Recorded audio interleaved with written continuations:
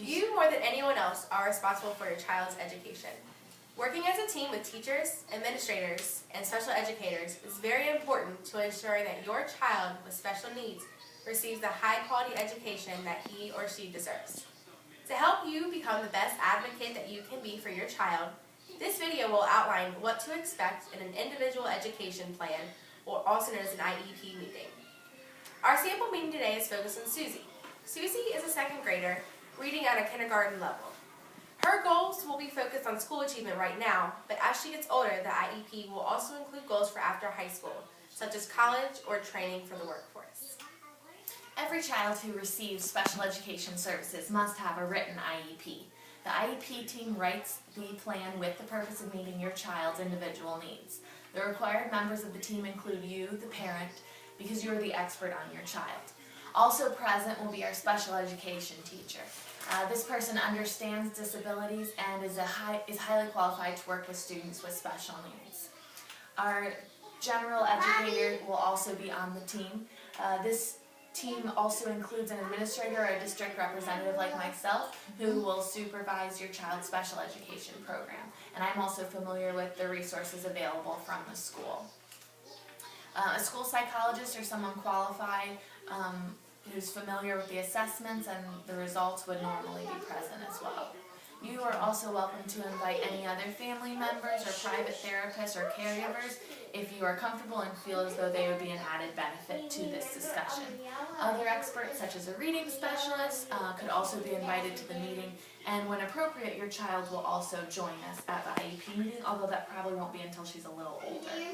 And what age do you think that would be? Around 14, we are hoping that the child would be present at all IEP meetings, but she's welcome to join us sooner than that. Okay. And now I was wondering, what exactly does the IEP include? And what were we going to talk about during this meeting? Well, before we get to the IEP, we started off with an ETR, which is an evaluation team report. And it was done by myself, the general education teacher, school psychologist. And what we did was we put in the information that you have requested with a referral. And we created a summary. The different type of assessments that we did were classroom observations, we did some curriculum-based assessments, and we did some classroom-based assessments. And from that we found some strengths and weaknesses. And the strengths were in math, really great in math with basic addition and subtraction facts, but struggled a lot with reading and writing.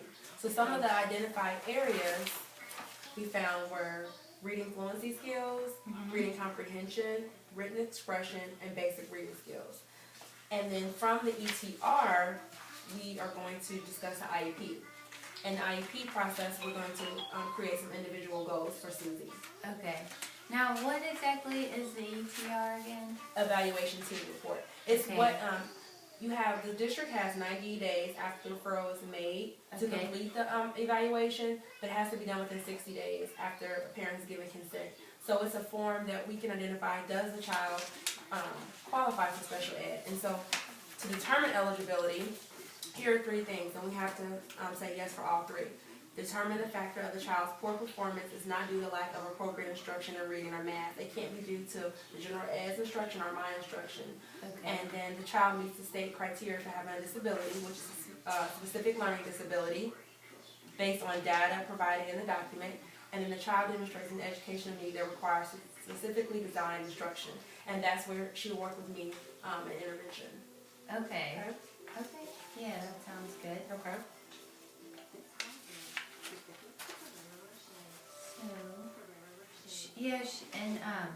She is trying really hard at home, but is struggling a lot with reading.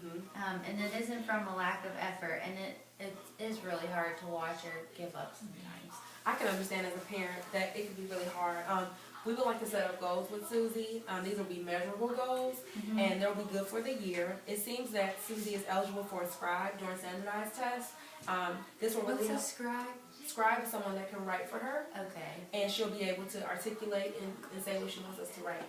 And this will be really important when she takes standardized testing starting in 3rd grade. So it'll be really important for her for next school year to already have this in place when she takes OAA in the spring. But I thought she could write fine.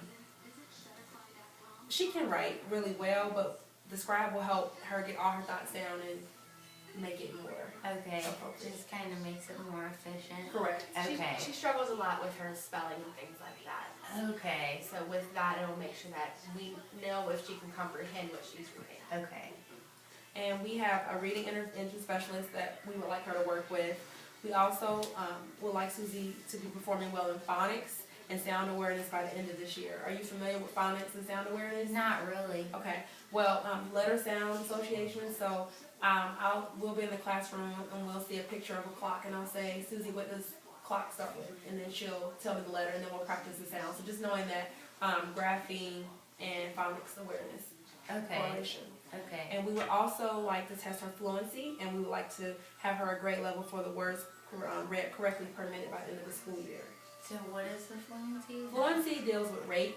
Okay. Not so much how fast, but if she's reading at her grade level in the correct words per minute, and is she reading with expression. Okay. Okay. And we would also like her to be able to write at least 2 paragraphs using proper syntax and language rules. Just grammar, knowing that a sentence begins with a capital letter, ends with a period, or if you're writing a question, you're going to use a question mark instead of a period. Just those proper rules. Okay. We also would like her to use graphic organizer just to help her get her thoughts down. You mentioned you think she writes well. A lot of times when you use a graphic organizer, you get more detail, you get more thoughts down on paper, and it'll help her too with her writing.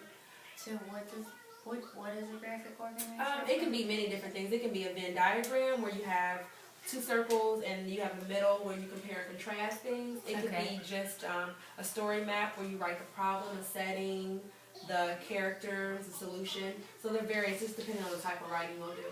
Okay. But we'll use these always to help her with her thoughts, so she'll be able to see. And we'll model too, just so she'll know what to do.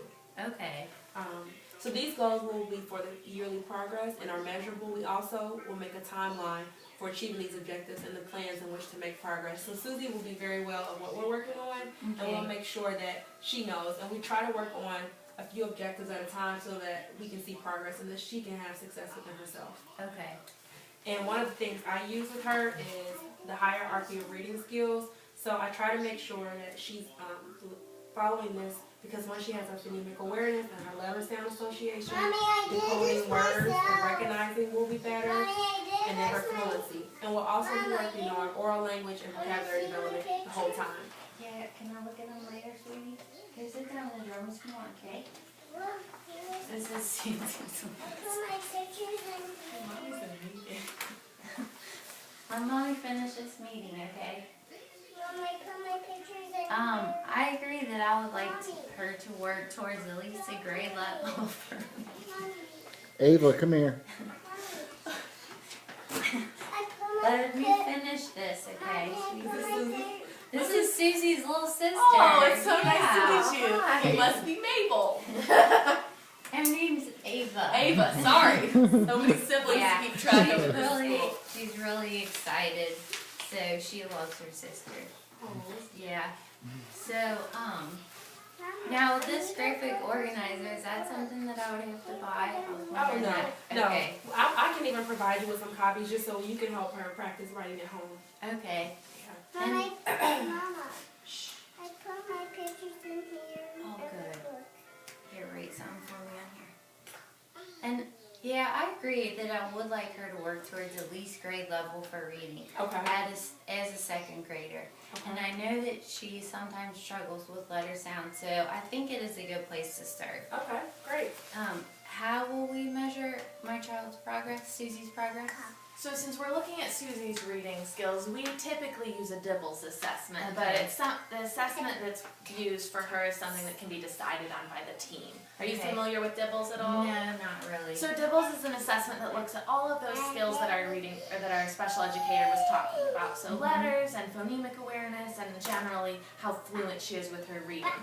They're quick and easy tests that we can give weekly. So we'll assess her weekly to make sure that she is progressing at a rate that we are hoping for. I have her scores Okay. here so you can see at the beginning of the year she was well below benchmark as where we hoped she would be as a second grader. yeah. But we also have her the progress that we hope she'll make, her aim line tracked here, so you can see where we're hoping she'll be by the end of the year. So Okay. this will help us to make sure that the intervention that we're giving her is really helping her make progress along these goals. Okay. That sounds good. And how often is she going to be included in the regular classroom? Well, the goal of our plan is to maximize inclusion of Susie in the regular classroom. Since much of her problems are in reading, I would like to see her in the classroom for the majority of the day. Okay. We use an RTI model for reading instruction. Now, what's RTI? Well, what RTI is, it's a 3-tier process for reading instruction. So all of the students get tier 1, and Susie will also be in the classroom for tier 1. So that's the Okay. instruction that all students get. It's a 90-minute block for reading. And I think that Susie would benefit from participating in tier 2 instruction. Mm-hmm. Susie was getting some reading instruction last year, but this tier 2 will work a little differently. It's direct instruction that's done in a small reading group with the reading specialist. And so she would be out of the classroom it usually takes place for about 30 minutes every day, and then we'll be Okay. tracking her progress weekly. And how are you going to track her progress? This is where we'll use the Dibbles assessments, and we Okay. also usually take benchmark tests into account as well that all the students take. Okay. And then in a month, the special education teacher and I will come together just to make sure that these interventions are helping her, and if not, we'll change it to make sure that we see the progress that we're looking for.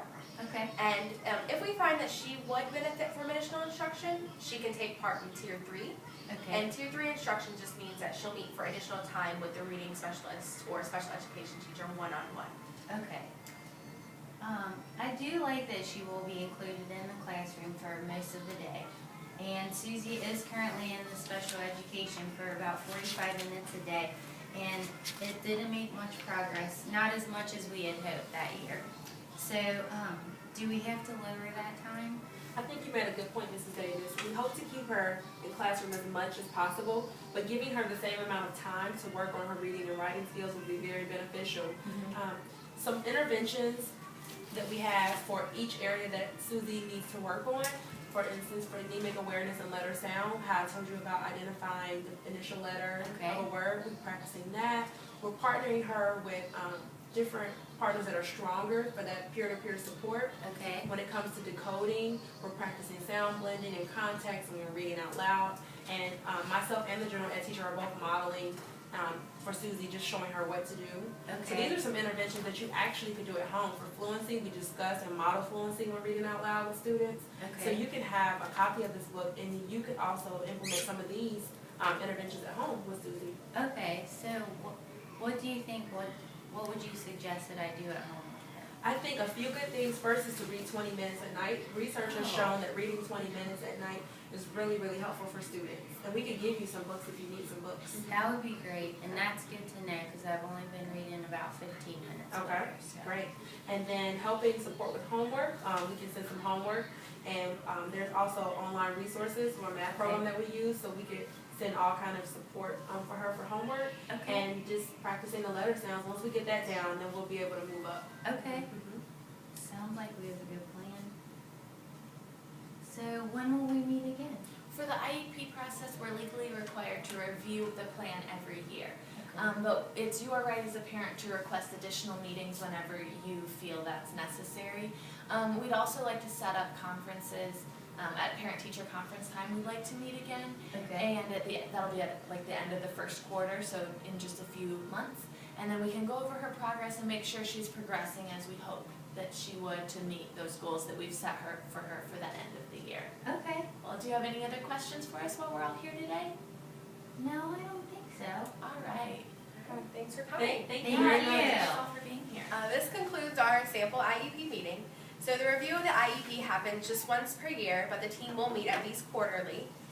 And by law, the individual education plan of the IEP must be followed by the educators, and Susie must be given her accommodations that were decided upon. Collaborating with the family and all of those involved will help ensure that Susie's education gets back on track.